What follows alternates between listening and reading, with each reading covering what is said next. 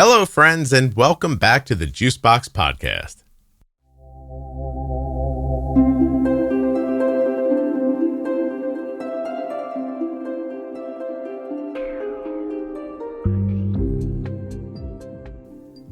Lovely to see you again. This is the news episode for the week of August 12th, 2024. These are the diabetes-related news stories I found interesting. Nothing you hear on the Juicebox Podcast should be considered advice, medical or otherwise. Always consult a physician before making any changes to your healthcare plan. If you'd like to help with type 1 diabetes research, you can do it right from your home without ever seeing a doctor by going to t1dexchange.org/juicebox. When you get there, just join the registry and complete the survey. This should take you about 10 minutes. Your answers to very simple questions will help type 1 diabetes research move forward. You need to be a person who has type 1 diabetes or is the caregiver of someone with type 1 and a U.S. resident to fill out the survey. t1dexchange.org/juicebox. Please take those minutes. They will really help. When you place your first order for AG1 with my link, you'll get 5 free travel packs and a free year's supply of vitamin D.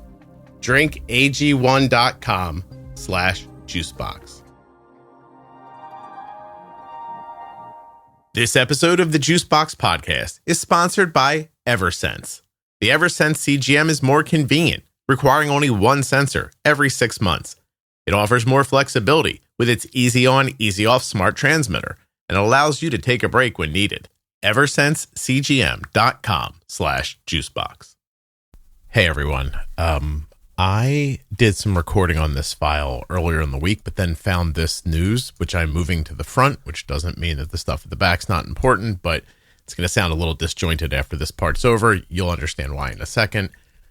I've seen an article that I'm very excited about. This is from QZ.com. It's Quartz. Titled, Getting Your Hands on Zepbound May Get Easier This Year with New Single-Dose Vials. Now, for anybody who's been using a GLP off-label with their doctor's help, of course, to help lower their insulin resistance, who is type 1, but you're losing too much weight because you don't need the full 2.5 or 5 or whatever they're giving you. If, you're having impacts beyond insulin resistance, and you think, I wish I could just take a little less of this or spread it out a little more, but I wish I didn't have to just do the injector pen every time. I wish I had a little more control. I wish my doctor could help me dose this differently. If you've had that thought, listen to this. Eli Lilly will start selling single-dose vials for starter doses of Zepbound in the coming weeks. Lilly announced on Thursday that it finally is launching single-dose vials for starter doses of blockbuster weight loss drug Zepbound, which of course is just Mounjaro, marketed for weight loss. The move will potentially help meet stronger demand for the popular drug. I don't care what this article says. That's not why I care about it. The company said in its second quarterly earnings report for 2024 that it will start selling in the U.S. single-dose vials for 2.5 and 5 milligram doses of Zepbound in the coming weeks. The news comes as the pharma giant said sales of highly sought-after diabetes and weight loss drugs during the second quarter outperformed expectations, resulting in they're raising their revenue outlet. That's money. I don't care about that. Sales of Mounjaro in the quarter reached $3 billion. Wow, hold on a second. Zepbound belongs to a class of drugs. I know all that. Skyrocketing demand. Frustrated Zepbound users have been calling on the company to address the supply constraints. All right, look, I don't care about any of this, and this is not advice, medical or otherwise, but if you're a person who's been wanting to microdose GLP, this has got to be incredibly exciting news for you. I know that my daughter is using it with a prescription through a doctor, covered by insurance even, not Zepbound, but Mounjaro, and her dose at the lowest dose it's too much for her. And so we've been trying to figure out ways to impact that. But, so far all you've been able to do is just stretch it out, not do it every week, do it a little longer. But all that does is it gives you a bunch of days up front of coverage and then days in the back end that don't have as much coverage, and then days that have even less coverage, if not none, until you put it in again. It's not a perfect system. I'm sitting here watching it and thinking over and over again, I wish I could just draw this up with a different needle and use less. I cannot wait to talk to her doctor about this. This is, I think, really exciting and awesome news.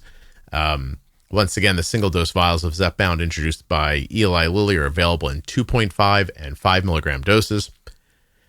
These vials are intended to make the drugs more accessible and easier to manage, etc., and so on.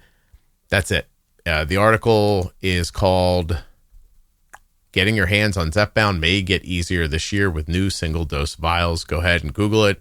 I think it is insanely exciting. While we're talking about Eli Lilly, this is from ABC News. Eli Lilly warns in an open letter on Thursday about the dangers of fake and compounded versions of its diabetes weight loss medications, Mounjaro and Zepbound. Company has announced a lawsuit against wellness centers and medical spas advertising the drugs. The Novo Nordisk, which of course is a competitor, they sell Ozempic and Wegovy, have also filed these lawsuits to med spas supporting who are selling knockoff versions. Looks like they're protecting their investment here.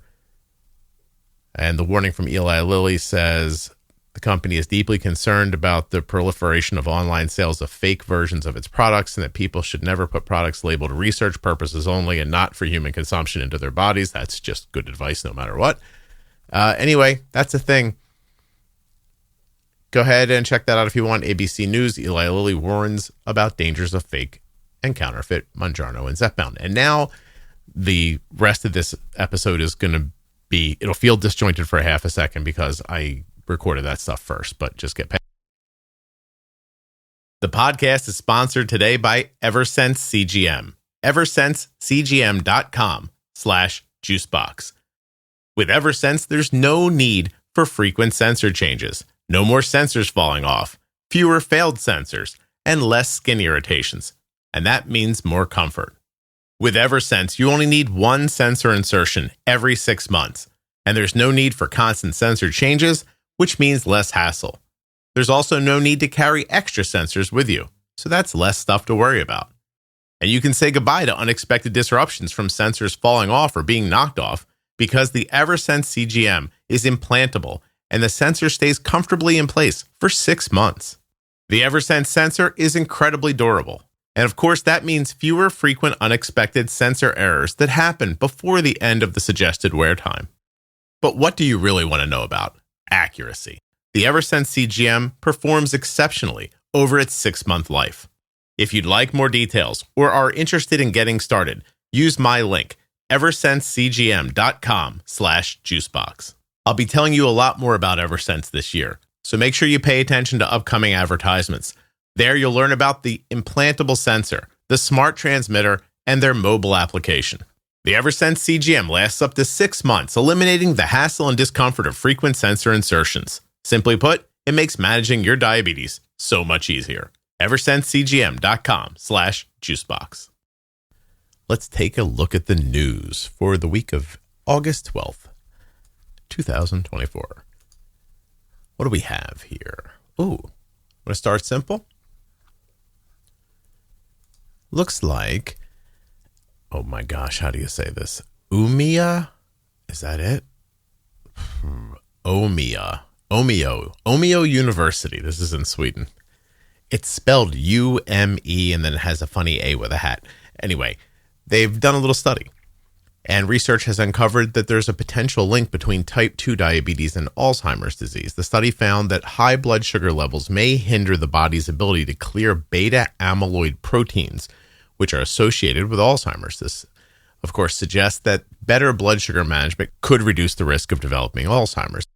Not a ton with that, but I like that there's research in that space. Next, we're going to move on to the Eversense CGM. Let me find this article for you.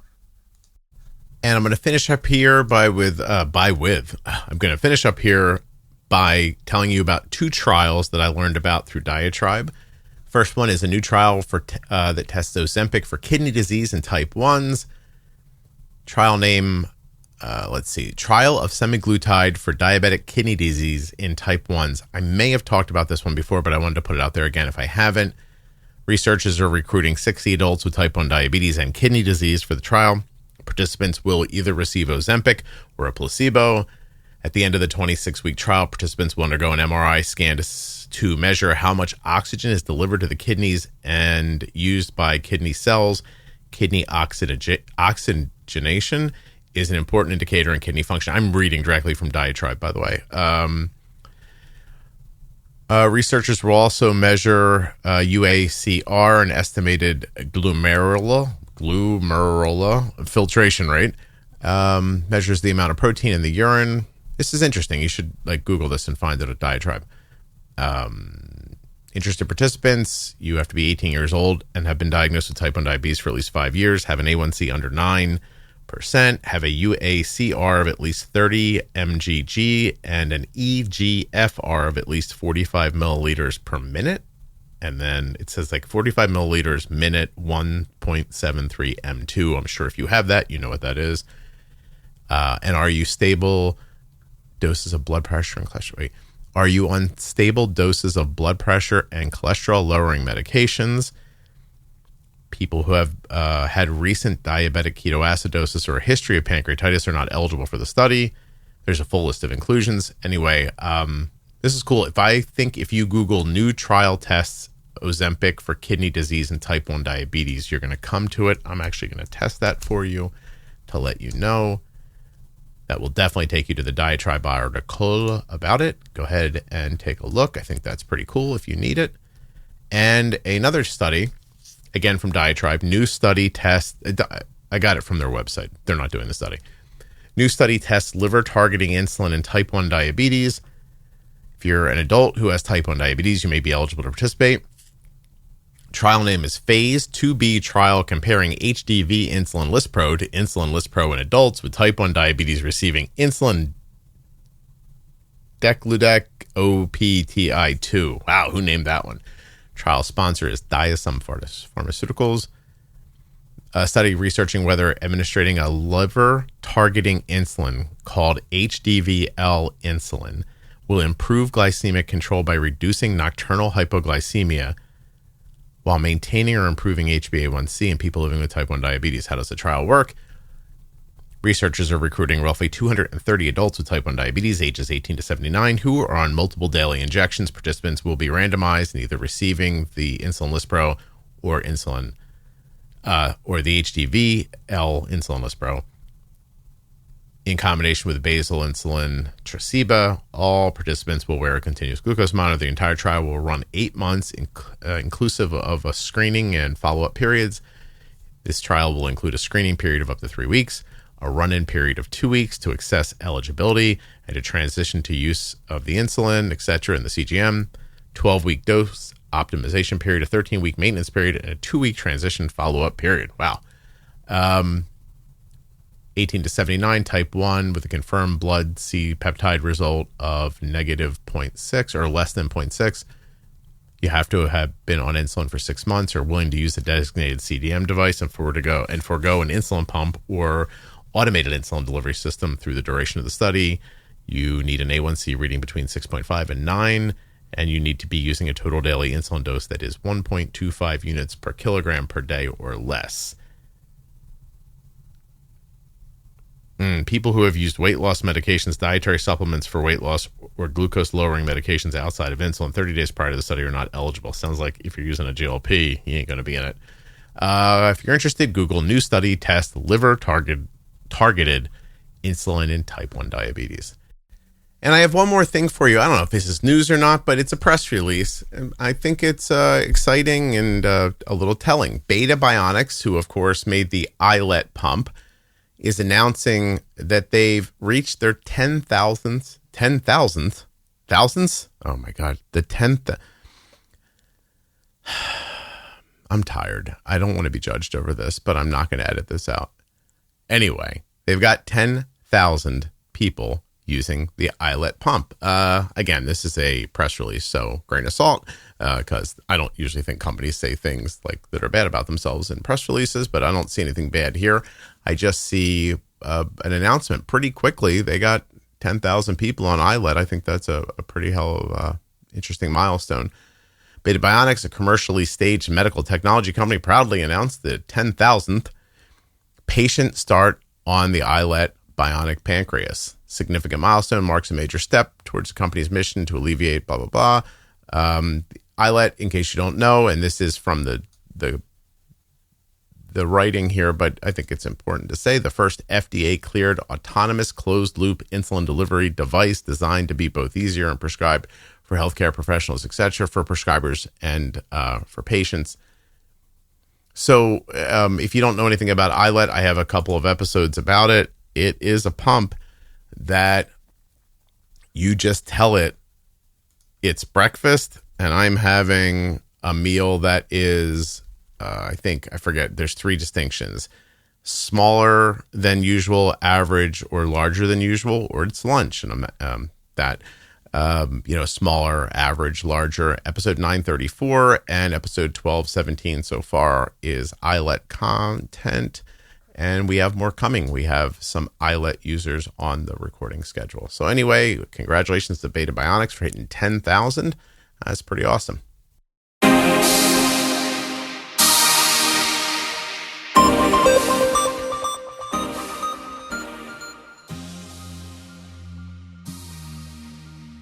I want to thank the Eversense CGM for sponsoring this episode of the Juicebox Podcast and invite you to go to eversensecgm.com/juicebox to learn more about this terrific device.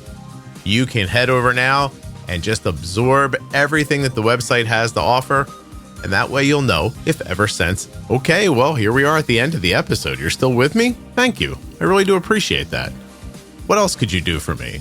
Why don't you tell a friend about the show or leave a 5-star review? Maybe you could make sure you're following or subscribed in your podcast app. Go to YouTube and follow me, or Instagram, TikTok. Oh gosh, here's one. Make sure you're following the podcast in the private Facebook group as well as the public Facebook page. You don't want to miss, please. Do you not know about the private group? You have to join the private group. As of this recording, it has 51,000 members in it. They're active, talking about diabetes. Whatever you need to know, there's a conversation happening in there right now. And I'm there all the time. Tag me. I'll say hi. The episode you just heard was professionally edited by Wrong Way Recording. WrongWayRecording.com.